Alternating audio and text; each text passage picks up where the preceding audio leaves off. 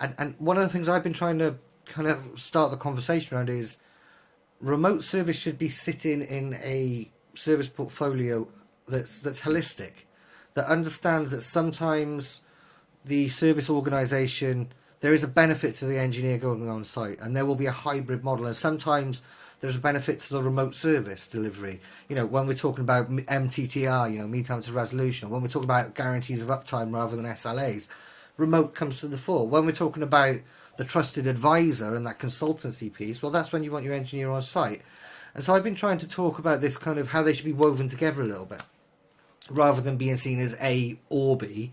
It's like A plus B equals C. I'd love to get your thoughts, guys, on that. Evans, maybe if I can just kind of open that to you. I appreciate it wasn't even a question.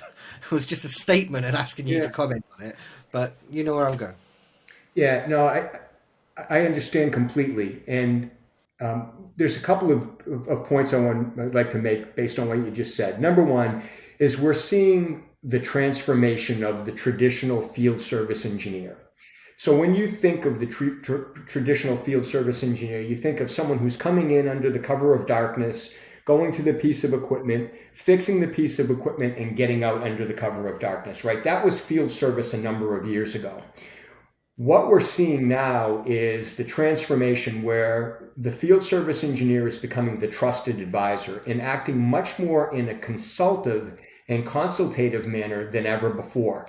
So I think the future, Kris, of the field service engineer will never go away. They will always be needed at some point to go out and physically fix a piece of equipment that simply can't be fixed remotely. We can't fix it remotely. We've got to dispatch somebody.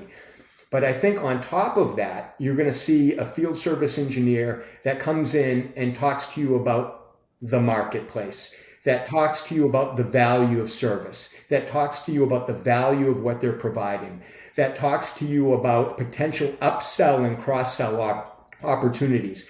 And the nice thing is you are the trusted advisor, so the customer is not threatened, doesn't feel they're being sold. Here's my field service engineer coming in to consult with me as opposed to coming in to simply do break fix.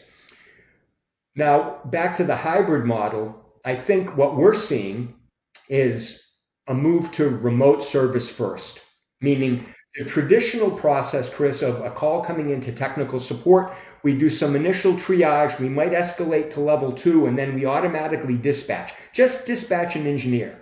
That's going away. We have a number of our customers that have put in their service process, we are not dispatching until we put our eyes on the problem. Until we start a remote visual assistance call, we are not dispatching. And the nice thing about that is, number one, it leads to more remote fixes.